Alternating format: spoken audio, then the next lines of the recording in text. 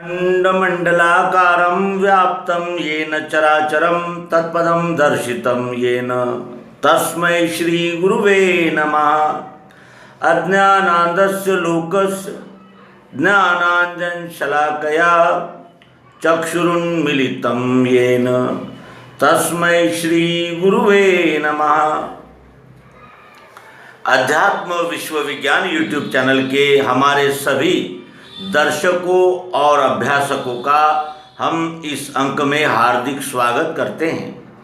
सर्वांग योग जिस युक्ति से विश्वरूप परमात्मा का प्रत्यक्ष यथार्थ प्रायोगिक परिचय मिलता है, वो सद्गुरु युक्ति सर्वांग योग आप तक पहुंचाने का इस मालिका में हमारा मानस है। और हम 2 अध्याय इसके पूर्व आप तक पहुंचा चुके हैं और इन 2 अध्यायों में सर्वांग योग की प्रस्तावना आ जाती है। पहला अध्याय हमने देखा था मोक्षेच्छा दर्शन योग, जिज्ञासा के पश्चात मोक्ष, और मोक्ष की इच्छा जब जागती है उसे प्यास कहते हैं। जिज्ञासा पूर्ण नहीं हुई तो मनुष्य धीरज धर सकता है, लेकिन जिसे मोक्ष की इच्छा हो गई, जिसने इस क्षर गति को पहचाना, जाना और परीक्षा ली और ये निश्चित किया कि ये जो कुछ भी सत्वगुण रजोगुण तमोगुण के जो विकार है ये स्थायी नहीं है और इसकी गति अखंड है, अबाधित है और ये सतत रूपांतरित होने वाला भाव है। जब ये जानता है तब उसे स्थिर, स्थायी, अगति, नित्य, शुद्ध और सर्वव्यापी अव्यय की याद आती है और उसी अव्यय अविनाशी इस परमात्मा का इस सर्वांग योग में दर्शन कराया गया है। आइए अब चलें तीसरी अध्याय की ओर। तीसरी अध्याय में संपूर्ण ये युक्ति संक्षेप में सद्गुरु बता देते हैं। हमें भी अगर हमारी बुद्धि तीव्र है, हमारी ग्रहण शक्ति तीव्र है और हम यानी अपनी बुद्धि को एकाग्र और सात्विक कहकर अगर विषय को समझेंगे तो ये तीसरे अध्याय में ही सब समझ में आ जाता है। किसके? जो जिनकी जैसे काश्तकार अपनी ज़मीन को तैयार करता है, ऐसी जिनकी ज़मीन तैयार है, जो सूक्ष्म बुद्धि और अत्यंत सूक्ष्म पद्धति से आकलन कर पाते हैं, उनके लिए इस अध्याय में सर्वांग योग संपूर्णतया आ चुका है। क्या है वो तीसरा अध्याय? स्वरूप वस्तु का देखो, देखा सोक्षर जानना, भरी है मध्य में इसके अक्षर रूप मिठास वो। अक्षर ब्रह्म मिठास वो, नाम शक्कर जो है वो पुरुषोत्तम भाव है। प्रेम का ये निज स्थान ध्यान के हेतु से कहा। यथार्थ बोध होने को निज मूल स्वरूप का, वस्तु में त्रिपुटी देखी कल्पना से स्वभाव ने। इंद्रियों से दिखता है तत्, इंद्रियों से दिखता है अक्षर, सो तत् है कहा। त्वम से अक्षर को जाना, असी निश्चय नाम है। क्षर में अंग है 8, अक्षर एक अरूप है। जहाँ है भावना दोनों, लय का स्थान वस्तु सो। ये सद्गुरु स्थान दर्शन योग नामक यहाँ तीसरा अध्याय सर्वांग योग का हमने देखा। अब निरूपण की दृष्टि से और स्पष्टीकरण की दृष्टि से इस अध्याय को जाने। स्वरूप वस्तु का देखो, स्वरूप वस्तु का देखो, ये हमने इस वस्तु को प्रयोग के लिए ली है, इसका हम स्वरूप देख रहे हैं। ये आँखों से हमें रूप दिख रहा है, फिर हमने इसको ठोक बजा कर देखा तो हमें शब्द दिखाई दिया, और जीभ से लगाया तो स्वाद या रस ध्यान में आया हमारे, हमने देखा। फिर हमने इसको छू कर देखा तो ठंडा, गरम, मुलायम, कड़ा, इसका हमें अनुभव हुआ, हमने देखा। स्पर्श हमको दिखा। फिर हमने इसको नाक से लगा कर देखा तो इसमें जो कुछ भी गंध है वो हमें आया, हमने गंध देखा। स्वरूप वस्तु का देखो, शब्द स्पर्श रूप रस गंध, यहाँ इस वस्तु में इधर भी है, उधर भी है, अंदर भी है, बाहर भी है। स्वरूप वस्तु का देखो, देखा सो अक्षर जानना। तो ये शब्द स्पर्श रूप रस गंध तो ये दिखते हैं, प्रत्यक्ष है और इंद्रियों से दिखते हैं। ज्ञानेंद्रियों से, हमारे 5 ज्ञानेंद्रियों से 5 प्रकार के अनुभव हमको आते हैं। लेकिन इसमें जो रूपांतरण होने वाला क्रियाशील भाव है, जिस भाव की वजह से इस वस्तु में सतत रूपांतरण शुरू रहता है, चलता रहता है, वो क्या है? तो वो 3 गुण हैं। 3 गुण हैं, सत्वगुण, रजोगुण और तमोगुण। अब ये 3 गुण जो है ये सतत रूपांतरित होने वाले हैं और ये 5 और 3 ये 8 है। तो ये 8 क्या है? ये वस्तु का स्वरूप है, स्वरूप है, दिखता है, प्रत्यक्ष है, दिखता है। और जैसे इसमें शब्द स्पर्श रूप रसगंध है, वैसे ही यच्चावत सृष्टि में सभी वस्तुओं में है, कण कण में, यानी जिसे चल अचल जड़ चेतन जो कुछ भी आप कहें, सब में ये व्याप्त है ओतप्रोत। और ये 3 गुण जो है वो उसमें स्वयंभू कार्य कराने वाली क्रिया शक्ति ओतप्रोत है और ये एक क्षण के लिए भी स्थिर नहीं रह सकती। हमने 5 और 3 8 देखे, ये वस्तु का स्वरूप है। स्वरूप वस्तु का देखो, देखा सोक्षर जानना, भरी है मध्य में इसके अक्षर ब्रह्म मिठासो। ये जो 8 भाव है ये सतत रूपांतरित होते हैं, क्षरण होता है इनका, इसीलिए इसको, इस भाव को, अष्टधा को क्या कहा है? अक्षर कहा है। और भरी है मध्य में इसके मध्य में ओतप्रोत व्याप्त है, भरी है मध्य में इसके अक्षर ब्रह्म मिठास, वो मिठास जो इसके अंदर भरी है, लेकिन हमें न इंद्रियों से दिखती है न मन से दिखती है, ये दिखती है बुद्धि से। तो बुद्धि से हमने देखा तो हमें क्या दिखा कि ये भी हमको बहुत प्यारा है, ये भी प्यारा है, ये भी प्यारा है, ये भी दिखता है, ये भी दिखता है, ये सब दिखता ही दिखता है, और ये भी प्यारा है, वो भी प्यारा। भरी है मध्य में इसके अक्षर ब्रह्म मिठास, वो इसके अंदर ओतप्रोत मिठास है, यानी प्रियत्व है। ये वस्तु इधर से भी प्रिय है, इधर से भी प्रिय है, अंदर से भी प्रिय है, बाहर से भी प्रिय है। और शब्द भी है, स्पर्श है, रूप है, रस है, गंध है, यहाँ भी है, सर्वोर है।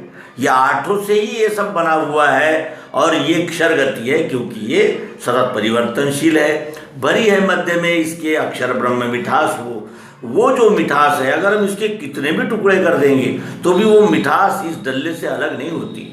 तो भरी है मध्य में इसके अक्षर ब्रह्म मिठास, वो अक्षर ब्रह्म, वो अक्षर है, ये क्षर है तो वो अक्षर है, अक्षर ब्रह्म मिठास वो।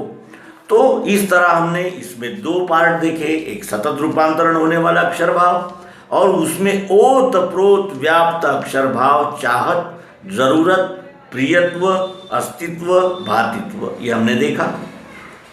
नाम शक्कर जो है वो पुरुषोत्तम भाव है और एक तीसरा भाव है नाम भाव। ये शब्द स्पर्श रूप रसगंध, सतोगुण, रजोगुण, तमोगुण जो हमने इस डल्ले में देखे वही हमने सब में देखे। लेकिन अगर हम कहें कि सफ़ेद सफ़ेद दीजिए तो नहीं मिल सकता, मीठा मीठा दीजिए तो यही मिलेगा, इसकी कोई गारंटी नहीं है। लेकिन नाम लेते ही उसमें ये अक्षर भाव जो आकार है, इसका स्वरूप है, और इसके अंदर जो ओतप्रोत व्याप्त चाह, जरूरत, प्रियत्व, रूप, मिठास है, वो निराकार भाव, अक्षर भाव, इन दोनों का समुच्चय नाम में हो जाता है। क्षर को मानने वाले सगुणवादी, साकारवादी, अक्षर निर्गुण, मिठास, चाह, जरूरत, प्रियत्व, अस्तित्व को मानने वाले वो निराकारवादी, और इन दोनों का लय सद्गुरु नाम में कराते हैं। नाम शक्कर जो है वो पुरुषोत्तम भाव है। ये जो तीसरा भाव है नाम शक्कर, ये नाम क्या है? पुरुषोत्तम भाव है। इसमें जो हमने 8 भाव देखे वो भी है और जो स्थित है भाव, नित्य है, स्थायी है, वो हमने अक्षर भाव, चाह, जरूरत, प्रियत्व भी इसमें देख लिया। तो हमने सब कुछ इसी में देखा। और इसका हमने तीसरा भाव जो है नाम, प्रत्येक वस्तु का नाम होता है, बगैर नाम की वस्तु इस विश्व में ही नहीं है। और नाम कहते ही रूपांतरण होने वाला उसका बाह्यावरण और उसके साथ ही वो अक्षर मिठास जिसके वजह से वो वस्तु अस्तित्व में आई, ये दोनों अलग अलग नहीं है, नाम में दोनों का लय हो जाता है। यही सद्गुरु की विशेष महिमा है कि वो मानवता को एक सूत्र में जोड़ने का वो यानी फार्मूला देते हैं, युक्ति बताते हैं। अब नाम शक्कर जो है वो पुरुषोत्तम भाव है, प्रेम का ये निज स्थान, ध्यान के हेतु से कहा। ये प्रेम का निज स्थान है, ये प्रेम का निज स्थान है, ये प्रेम का निज स्थान है। प्रेम का ये निज स्थान ध्यान के हेतु से कहा। बुभुक्षु ने कहा था कि ध्यान में बैठता नहीं। सद्गुरु यहाँ उसे याद दिलाते हैं कि प्रेम का ये निज स्थान ध्यान के हेतु से कहा।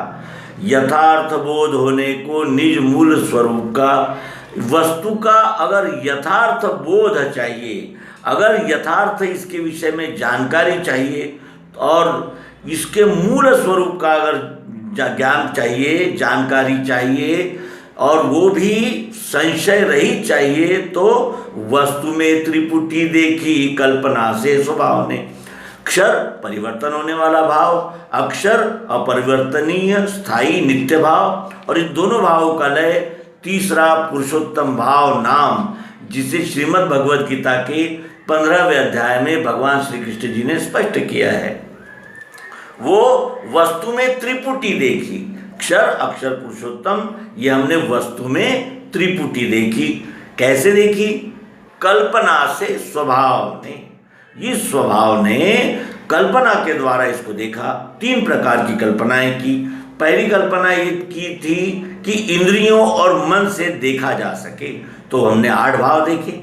फिर कल्पना हमने की कि इसमें ऐसा क्या है जो ये वस्तु इस आकार में अस्तित्व में है, ये वस्तु इस आकार में आ गई, और सभी प्रिय है, ये ऐसा क्यों है? ये जानने के लिए वस्तु में त्रिपुटी देखी कल्पना से स्वभाव ने। और अब स्पष्टीकरण हमने देखा, वही सद्गुरु कहते हैं कि इंद्रियों से दिखता है अक्षर, इंद्रियों से इसका रूपांतरण होने वाला भाव दिखता है। इसका शब्द अब ऐसा है, लेकिन थोड़ी देर बाद कैसा हो जाएगा? बदल जाएगा। स्पर्श अभी ऐसा है, फिर उसको चूरा कर देंगे तो बदल जाएगा। रस वो अगर हम जला देंगे तो कड़वाहट आ जाएगी उसमें, वो भी बदल जाएगा। स्वाद भी बदल जाएगा इसका, और स्पर्श भी बदल जाएगा, गंध भी बदल जाएगा, और रूप बदल जाएगा। तो ये इंद्रियों से दिखता है क्या? क्षर और सो तत् है कहा। शिष्य का प्रश्न सा था तत्त्वम असि, और ये सद्गुरु बताते हैं कि इंद्रियों से जो दिखता है अष्टधा भाव वो अक्षर है, उसे तत् कहते हैं। और त्वम से अक्षर को जाना, तत्त्वम असि, ये प्रश्न था। तो तत् क्या है? जो इंद्रियों से दिखता है वो तत् है। और त्वम से क्या है? वो मिठास, चाह, जरूरत जिसने इस आकार को धारण किया है वो अक्षर भाव। त्वम इस संज्ञा से जाना गया। और असि क्या है? तो वही नाम, नाम में ही क्षर और अक्षर इन दोनों भावनाओं का लय हो जाता है। तत्त्वम असि। अब क्षर में अंग है 8। क्षर में अंग कितने हैं? 8। कौन से अंग है जो रूपांतरण होने वाले हैं? वो है शब्द, स्पर्श, रूप, रस, गंध, सत्वगुण, रजोगुण, तमोगुण। और ये ही मन, बुद्धि, चित्त, अहंकार, यानी मन, बुद्धि और अहंकार ये सत्वगुण, रजोगुण, तमोगुण बन जाते हैं। और ये पंच ज्ञानेंद्रिया बन के ये पंच महाभूत पृथ्वी, जल, अग्नि, वायु, आकाश, ये हमारे यानी इंद्रियां बनकर और अपने अपने विषयों का अनुभव लेती है। कान शब्द का अनुभव लेते हैं, नाक गंध का अनुभव लेती है, आंखें दृश्य का अनुभव लेती है, रूप का अनुभव लेती है, कान शब्द का अनुभव लेते हैं, ये अनुभव लेते हैं। तो क्षर में अंग है 8 और अक्षर एक अरूप है। ये यहाँ इस रूप में प्रिय है तो ये यहाँ इस रूप में प्रिय है। इसको चूरा भी कर देंगे तो भी प्रिय है, पानी में डाल देंगे तो भी प्रिय है, चाय में डाल देंगे प्रिय है, बर्फी में डाल देंगे प्रिय ही प्रिय है। प्रिय के बगैर ये कुछ भी नहीं है। ये प्रिय ने ही आकार धारण किया है और वो नाम से निर्देशित होता है, जिसमें ये दोनों भाव समाहित हो जाते हैं। जहाँ है भावना दोनों, क्षर और अक्षर, ये दोनों भावना जहाँ है वही लय का स्थान है। क्या? वस्तु। नाम किसका है? वस्तु का। रूप किसका है? वस्तु का। और मिठास किसकी है? वस्तु की। लय का स्थान वस्तु सो। ये सब तीनों क्षर, अक्षर और पुरुषोत्तम, रूप, गुण और नाम, ये तीनों भी पुरुषोत्तम भाव में यानी पर ब्रह्म भाव, वस्तु भाव में लय हो जाते हैं। लय का स्थान वस्तु सो। वस्तु में ही हमने ये देखा, ये लय का स्थान है वस्तु।